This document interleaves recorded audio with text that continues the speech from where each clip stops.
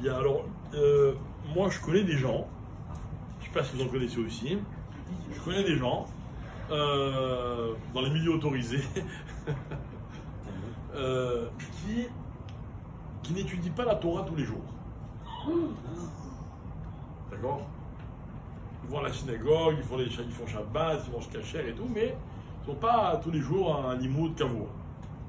Est-ce que, si je raconte cette chose-là, ça s'appelle du lachon hara ou pas?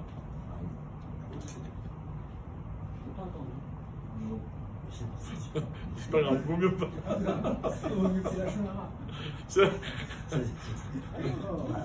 En d'autres termes, mes chers amis, la question. Ou alors si je raconte que quelqu'un, il ne vient pas tous les jours à la synagogue. Par exemple, d'accord, ok. Alors. Est-ce qu'il a la preuve? Comment? Il a une preuve? Non, il a la preuve, c'est pas le problème. Maintenant, écoutez le sens de la question, d'après le Chafetz Chaim, elle est magnifique. Elle est magnifique.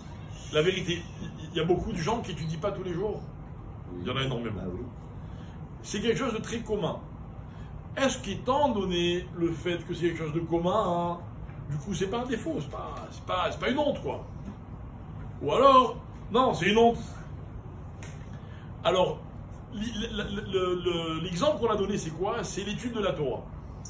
Étant donné que l'étude de la Torah, c'est une mitzvah, dire de quelqu'un qui ne fait pas une mitzvah, même si beaucoup ne la font pas, ça s'appelle du lachon hara.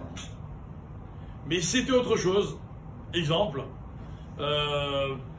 quelqu'un, voilà, imaginez un Marseillais, il raconte sur un copain à lui, il dit, ah, celui-là, il exagère tout le temps. D'accord? Maintenant, à Marseille, tout le monde exagère. C'est un exemple, hein. Ou bien si je dis d'un Parisien qu'il n'est pas très sympathique. D'accord? Ok? À Paris, tout le monde n'est pas très sympathique. Non, j'exagère un peu, les Marseillais. Ok, voilà. C'est un Lyonnais, ça. Un Lyonnais.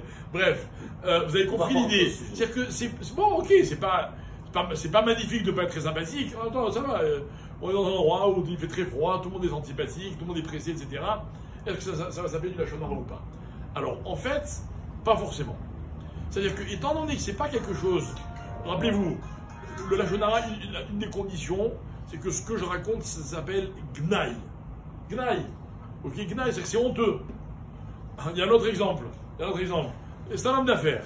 D'accord? Maintenant, lui, on l'a demandé un service, et là, il dit, ah non, lui, dans les affaires, il est très dur. Ça veut dire quoi? Ça veut dire, voilà. Mais tout le monde est dur dans les affaires. Les affaires, c'est les affaires. D'accord? Ah, il t'a pas rendu service, ok. C'est pas pour ça que c'est un lachon hara, non. Les affaires, c'est les affaires. Donc, c'est très intéressant. Ça veut dire que, vous voyez, maintenant, on va commencer à rentrer dans les cas dans lesquels, ou bien ça ne s'appelle pas du lachon hara, ou bien on va avoir le droit parce qu'il y a une nécessité. Donc, récapitulons. Quelque chose qui est, on va dire, universel. Dans beaucoup de cas, ça ne va pas s'appeler du lachon hara parce que c'est pas gnaï. Par contre, dans le cas d'une mitzvah, ça va s'appeler gnaï. Si je dis de quelqu'un, ah, il n'étudie pas, ok, ça s'appelle gnaï. Si je dis par de quelqu'un, ouais, il fait Shabbat, mais bon, il fait beaucoup de culottes, hein. Il fait beaucoup de culottes dans Shabbat, il n'est pas très makpid. Ok. Là, de quoi ça va dépendre? Ah, il y a pourtant marqué Zafor et Yom HaShabbat, de là on apprend que c'est bien de faire des chumrot, etc. Ça va dépendre. Si c'est quelqu'un, si c'est un juif, bon, c'est déjà bien qu'il fasse Shabbat. Bien mettre, à son niveau à lui, c'est bien qu'il fasse Shabbat. Alors que je dis qu'il ne fait pas voilà, que je dis qu'il ne fait pas de chumrot, ok, c'est pas un gnaï. Mais si c'est, je sais pas, un grand yeshiva, il dit ouais, je suis là en limoud, il est top, hein. Mais par contre, dans le Shabbat, alors là, oui, ça va s'appeler un gnaï. Donc là, maintenant, on va rentrer dans les cas où les choses, elles dépendent plus ou moins du contexte, et notamment de la personne de qui je parle.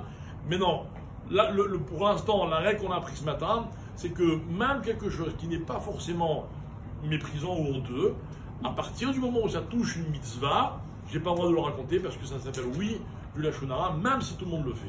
Voilà.